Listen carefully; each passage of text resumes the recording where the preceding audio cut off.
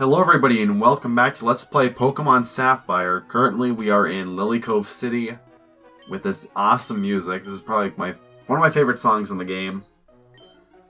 But yeah, we're going right into the plot because last episode at Mount Pier, Archie took the red orb? I don't remember what orb he took. Red or the blue orb.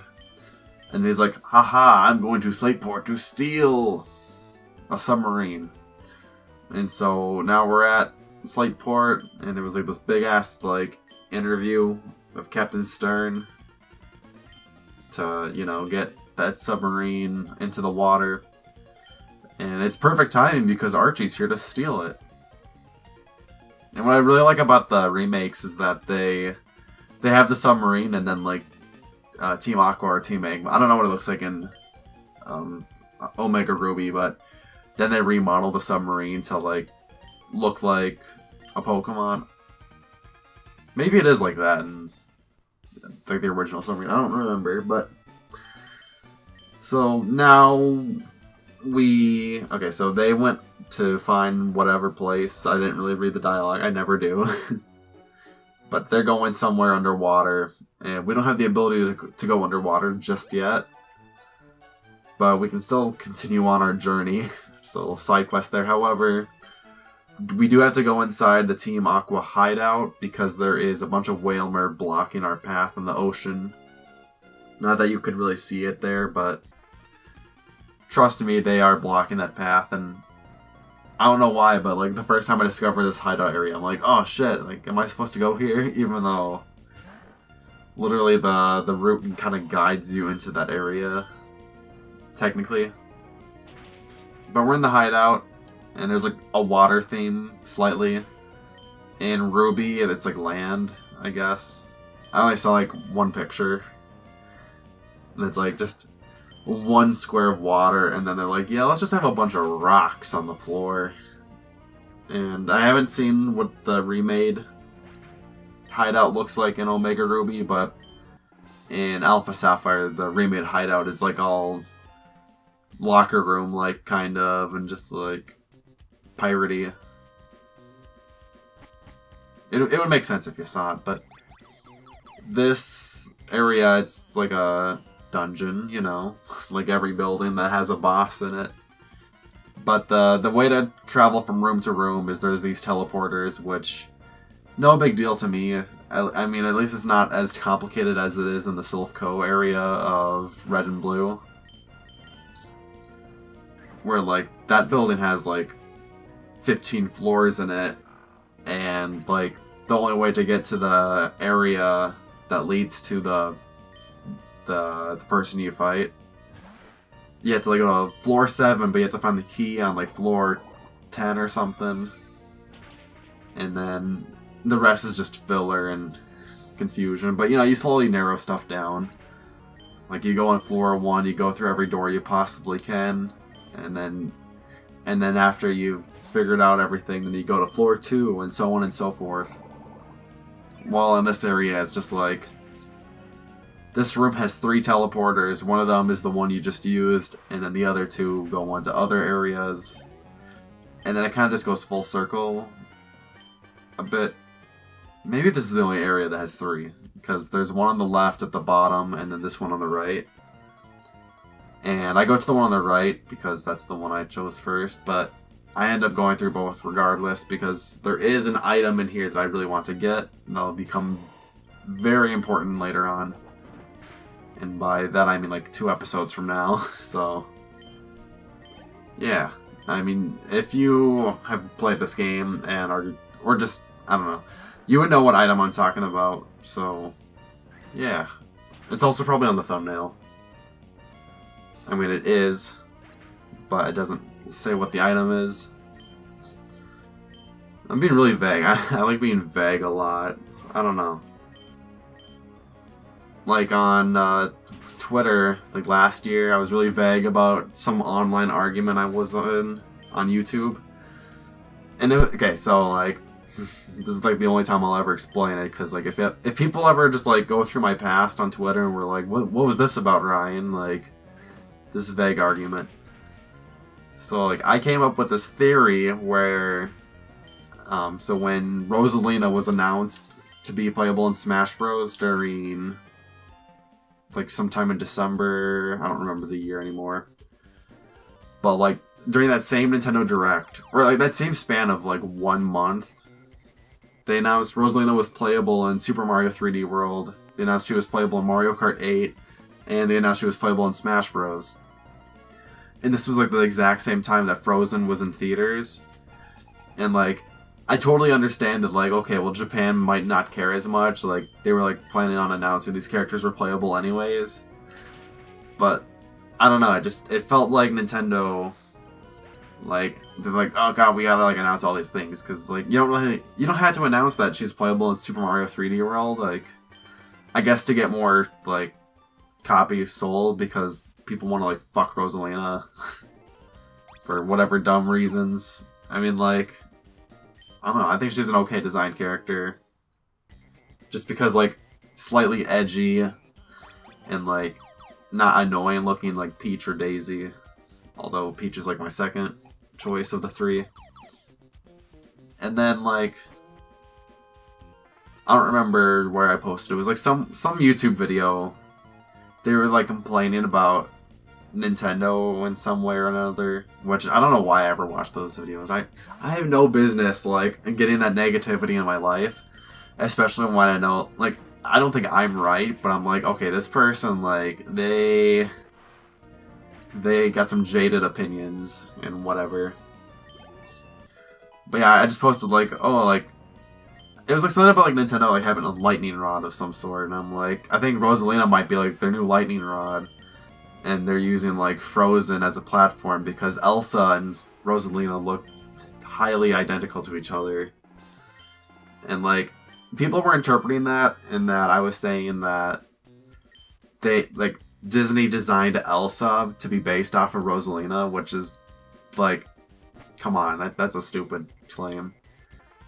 But I was more flipping in that Nintendo's like, oh hey, we got a character that looks like this popular character. Let's take advantage of that. And I don't know. Like, it still makes a lot of sense to me, my conspiracy theory. But yeah, that's how my brain works sometimes. But we are in the Team Aqua hideout. There's like, that's like the second female Team Aqua grunt in the entire game. And then, yeah, we're already like at the boss of this area. Oh wait, they brought the submarine here. Okay, I'm dumb. I was like explaining at the beginning of the video, like, oh yeah, like they redesigned the submarine, and I'm like, yeah, they just redesigned it underwater. No, they brought it to the base to redesign it, but they didn't really do anything. You know, they were just prepping up. They're like, alrighty guys, we're gonna set sail underwater. But this is Admin Matt. We last saw him at fucking Mount... what's the volcano called? Damn. No, it's not Coronet, that's Platinum. Wow, okay, well, we last saw him there. He was not a big deal. Like, of the three, I think I already mentioned this, but like, of the three admins in the game, or I mean the two admins and then the boss, like, Matt is just like the least important one. But that's only because they like tried giving Shelly more personality in the remakes. I don't remember how the anime episodes were when they had Team Aqua and Team Magma. I just remember Pikachu getting possessed by the orb, and I'm like, fuck, this is like fucked up. And I just didn't want to watch those episodes because when you're younger, like, cartoons are like more realistic to you. Like SpongeBob's a real thing, and like Dora's a real thing, and whatever. But nowadays, like, I could just watch an episode of Pokemon. Like, I can watch an old episode of Pokemon and be like, yeah, this is good. And then newer episodes, I'm like, wow, this is cringy. Like, I haven't seen the Sun and Moon anime, but I mean, just based on the art style, it's like, whatever. I haven't heard any of the voice acting from it, but not that it really matters, but it's got more female characters in it. I think like they got like the grass and the water type people, and they got Lily. And like that's whatever. Yes, I'm just about to leave the hideout here, but I completely forget to get the item I was gonna get. I do a lot of, like, I go one direction and I'm like, oh shit, I gotta turn around. And they got one of those, they got a bunch of those, like, little meteor holsters. I think I still have the meteor in my inventory, because I don't recall ever getting rid of it. This area is just a bit of guessing. I don't know. You kind of just remember, like, what areas are what. And then, like, see, I went to the middle one and I'm like, okay, that's not right. But then I easily recognized that I was in the second row, so if I just go back on the square I was on, then it brings me right to where I started. And then I can just pick the other option that didn't work, or that I didn't try yet. And then I think this is, like, Archie's office. I really don't know. But he's got 4 Pokeballs in there. I don't know why.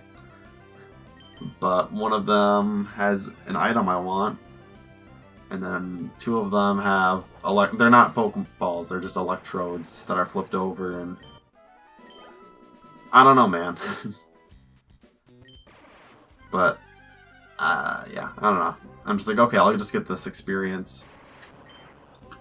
If you don't have an electric type yet, this might be like a good time to get one. Although, I would say that Electrode's a bit underleveled for the point that you're at. I mean, that's how it always is. When I got Trapinch, she was like 8 levels below, so I can't really be making that claim. Plus the experience share, but when you're at this point in the game, the game just like accelerates way too quick. Like this next gym that we're gonna be progressing through this episode, like it just ramps up the difficulty like too quick for me. And I'll explain that a bit more once we get there. But we got the item we wanted, which was the Master Ball, so that is great for me, because I'm going to be using that to catch the title legendary Pokemon. What's it called? The cover art legendary? I don't know what like people call it. I just say like Kyogre or Groudon or Rayquaza. Or however people pronounce Rayquaza. Rayquaza. I don't know, well, I always say Rayquaza, but then there was one guy on a forum I used to go on, and like his name was, it was like half Blaziken and half Rayquaza, but then I always called him, like, so it was Blaquaza, but everyone just called him Blake, but, you know, like his username was like Blakewaza or Blakewaza, and now he's a moderator on that forum, I think.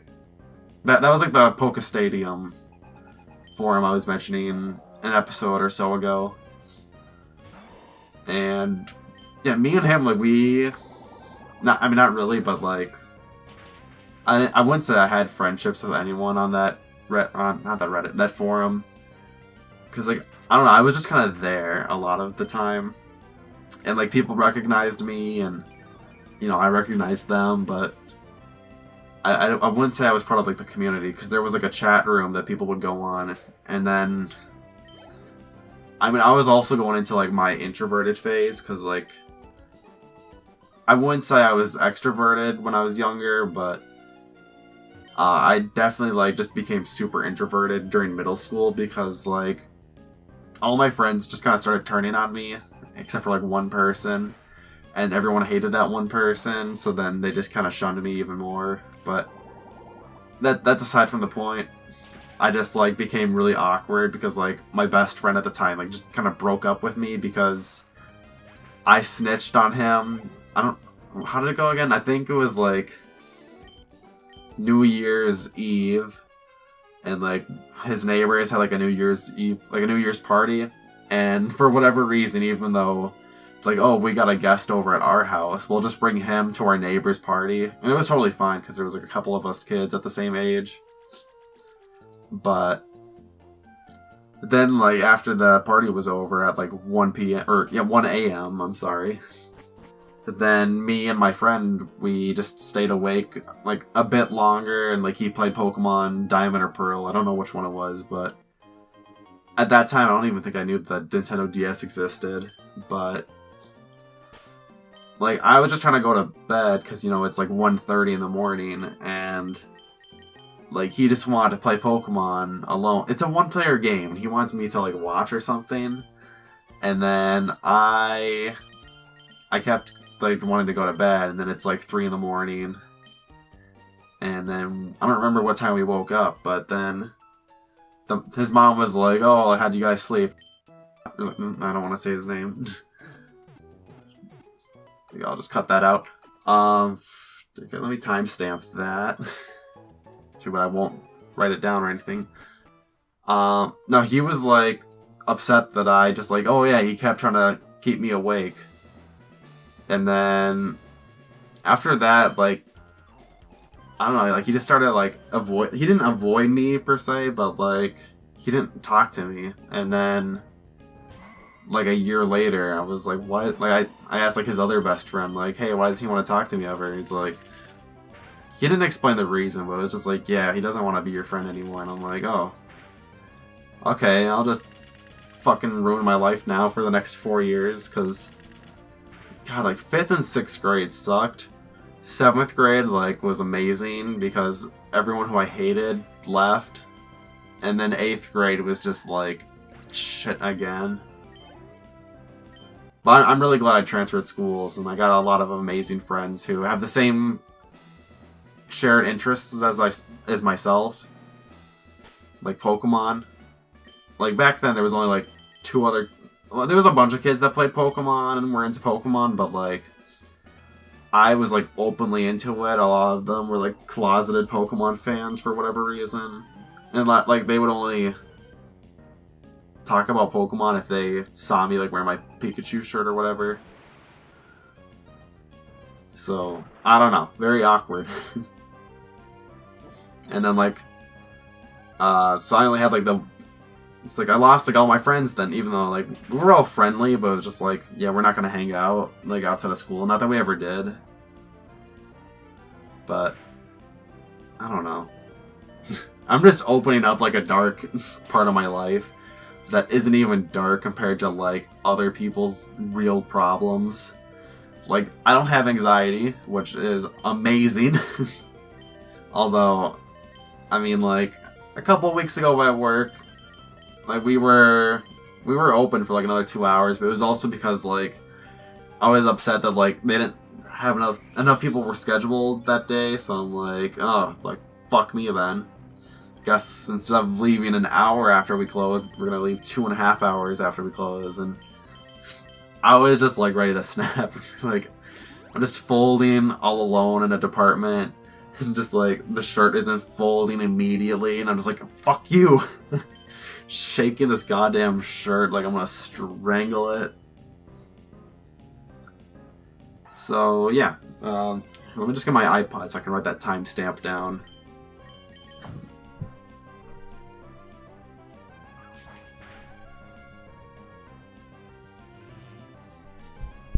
Okay, I'm gonna try and talk while I write that, because all I'm gonna write down is like Mosdeep Pokemon Center, blur out blank's name. Yep, so I'm just recording some episode audio in like a couple hours. We got a guy coming to our house to install our new oven. But, I mean, like, I think we already tried to install it, but like, I guess the little hole for it to fit in is too small. So then, I don't know what this guy's gonna do. I guess I'll find out in a couple hours, but he's gonna help make it fit. Our chode oven. But the annoying thing is, I don't know when he's coming. I mean, I don't normally wake up super early. I stayed up. Okay, so to state this episode, I was watching the Survivor finale last night, and I was just on Reddit for a couple hours, like seeing what people were posting and whatever. And I'm fucking upset that Brad lost because he was my winner pick. But like I'm totally like satisfied with the season though, because like if Brad didn't win, I'm glad Sarah won. And then like everyone else, I'm like, okay, whatever. I thought like Suri getting booted out was like cool TV. I don't know, it was underwhelming. I was spoiled this season because like a couple episodes in, there were a lot of people like creating their own boot lists things. And a lot of people had the exact same boot list. it was like a fan boot list for like some sort of game. I don't remember the exact details, but it's like you predict a boot list, and then so if you predict someone's going to be 18th place, and then they get 18th place, you get 0 points. But if they get 17th place, you get 1 point. If they get 10th place, you get 8 points, and so on. And so the goal is to have like the least amount of points, kind of like golf. And a lot of people had the exact same like first half and second half, but like the first half and like so the pre-merge people, like they were the same people, but like the list was kind of scrambled around a bit. And then the second half people, they were the same people, and some of it was scrambled around, but other areas were the exact same on every list. And so the final 3 was the same on every list, and then it's just like, okay, this is getting suspicious. And then it's so like the final 3 was like Troy, Zan, Brad, and Sarah. And then whenever you get to lists where it's like, what's your nightmare final 3? And then like people will just like list like whatever final 3 they don't want. And then like people will upvote that stuff. But then like once you find someone say Troy, Zan, Brad, Sarah, then that one will get downvoted to oblivion. And I'm like, okay, this is like not even subtle anymore. So I don't know. I mean, like I liked Brad from Bloodwater, as he likes to call it. I don't know. He was my favorite. I didn't get why people hated him. I mean, there is like a pretty good explanation for it if you like look for it on like what is it, like the Funny 115 version 3, or like Rob Has a Podcast or whatever. But I liked Brad before Game Changers, and a lot of people didn't. And then like during pregame, I wouldn't say he was like a super good contender for my pregame pick, but I was already just like, I'm on the Brad boat. And yeah. But going back to the game now, we are in the Mosdeep City gym. It's a psychic type gym if you haven't figured that out. And the puzzle is a bunch of like arrows that like when you step on them, they lead you in that direction. But there's buttons they have to press to like make an arrow swap the direction they're going. And it's like it's a super easy puzzle because the arrow either goes left or right or whatever, and you pretty much just have to press every single button if you want to get to the gym leader. And I wish it would have been like, okay, there's like 7 buttons, but you have to press 5 of them, and then the other 2, if you press them, it leads you to the wrong direction.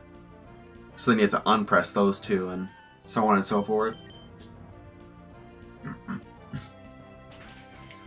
So then the gym just kind of looks really convoluted now, because there's like 2 layers, which I understand that they had to do that because, I don't know, like linearity or whatever. But then it also makes it so you can just step on like the first square on the left when you enter, and then just go all the way to the gym without moving your legs. But I don't know. I liked Survivor Game Changers. A lot of people didn't like it because they thought the editing was bad. I would kind of agree the editing was bad because I didn't really have anyone to root for. I mean, I had my winner pick, and I'm like, okay, like Sarah's pretty good, but like I don't care about Sarah. But I don't know, like Sierra, I had no idea like anything about her. Suri, I mean, like I already liked her from other seasons, so like I'm obligated to like her again. But like she had like some good scenes where like she talked strategy and stuff. Aubrey, I didn't like her first time. She was a non-entity this time. Ty, I really liked him his first time, but again, like a non-entity. Except like towards the end, he just kind of became like an emotional mess, which he was the same way in his first season, but like he still had like a lot of stuff going for him where he was likable in that first season before any of the emotional drain.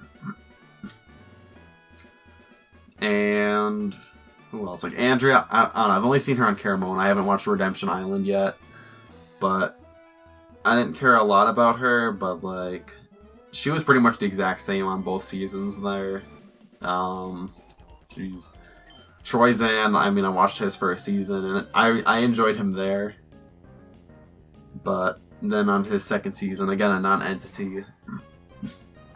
Although, it's really funny, like, during the live reunion part, where they're like, Troyzan, like, you had a 50-50 chance of deciding who the winner would be if Ty ended up being picked over Sarah. And then Troyzan just stands up because he's like, I have power. I don't know, like, you'd have to see it, and then, like, because he's just like, wow, my edit sucks, and everyone on Reddit was like, wow, your edit sucks, and yeah. Yep, so I think I just beat the last trainer in this gym now. We're gonna go against the gym leader. And I think I do like a little jump cut, because like, I totally remember editing a jump cut here. But yeah, I'm just gonna walk up here anyways, and then do the jump cut. You know, I'm gonna get my Pokemon healed up, all that good stuff. See, if I would have just like waited a little bit, I could have synced the music to be perfect, but whatever. I mean, my throat's getting a bit clogged. But yeah, there are 2 gym leaders in this gym. Spooky. It's actually going to be a double battle. You don't have to go against one and then the other. That'd be cool though if they did it that way. Man, sorry I'm coughing there, but yeah, Tate and Lisa, they got a Lunatone and a Solrock, both level 42. And this is a pain in the ass gym battle. So I was like really high on Breloom before, because like my last playthrough, I completely forgot about this, but like, so on my last playthrough of the game, Breloom was like my star of the show. Like, he ended up being like 6 levels higher than everybody else. And that's solely because I hacked the shit out of this gym battle with Breloom.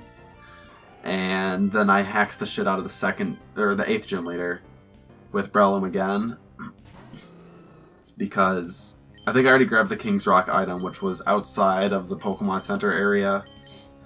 And the King's Rock will, if you're holding it, increases your chances of flinching the opponent up a bit. So the moves like Headbutt, they already have a flinching opportunity. But with the King's Rock, then the opportunity to flinch increases a bit more. And moves like Bullet Seed, if you hit that 5 times, that's 5 opportunities to crit, or not crit, but yeah, you crit too, but to also flinch the opponent. And I ended up like getting like really lucky flinches, and I guess the computer was picking the wrong moves to fight me with. And yeah, that's why I was like really high on Breloom. But this playthrough, he's just kind of been not important, you know, like Aubrey and Troyzan from Survivor. I am really excited for the next season though.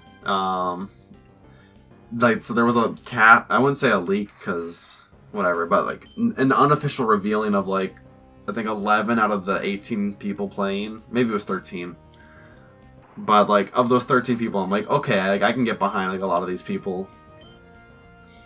And then they give the official reveal at the very end of the Survivor finale, which they like always do, and they show 6 of the people, and then they like, of the 6 people, I think like 3 or 4 of them weren't shown in that leak.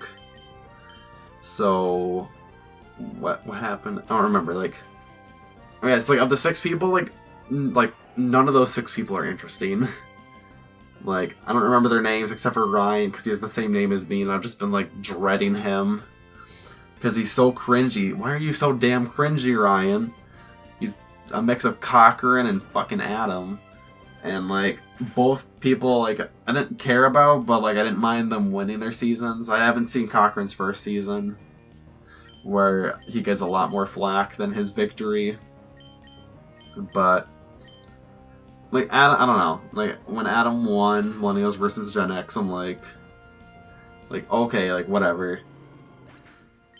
It's like, he had a good story, but of, like, the 6 people in the finale at that time, he was, like, my 4th option. No, or 3rd. Yeah, 3rd option. No, he was 4th. I was trying to remember Brett LaBelle, Daddy Brett, even though he's gay, but whatever. Daddy. But yeah, the next season, there's like two stereotypical nerd guys. And I'm thinking like the surgeon guy won't make it far, but the bellhop guy will. The lifeguard chick, I don't think she's gonna make it far. The marine guy probably gonna make it far. His archetype always makes it far. I'm trying to remember the other two girls. They weren't the black one. She seems like she'd probably do well, and then the other one, I can see her doing good or bad. But you know, it all just kind of depends. But I'm waiting for all the pre-game stuff to appear. Maybe I'll do a video about it. Who knows? But yeah, we're just going through this gym battle. I'm losing again. Yeah. Because all my Pokemon are weak to Psychic, which is not a good decision at all. But also, I get one hit KO'd by, like, Psychic every time. I think I use a Revive here, which is stupid. Because, first of all, it's a waste of a Revive. And then, also, it's just like, well, you're gonna get... Like, you're not even at full health. You're just gonna get, like, O-Code again. Like, do I just anticipate Quick Attack being a one-hit kill? I should have just, you had to swap him in right away. What a dumb mechanic. Like, I mean, whatever. I should have given it to Breloom, because then my win count would have just been Mach Punch flinches for days. Which is totally possible, but impossible. But yeah, Blaziken dies to this Psychic, and that's going to be it for the episode. So next episode, I'm going to be grinding my Pokemon's levels up. It's going to be a fast-forwarded 1 hour video. I mean, it was 1 hour trimmed down to 20 minutes. So stay tuned for that. Otherwise, I'll see you next time, where I hope you enjoy in 2 episodes where I go against the gym leaders once again.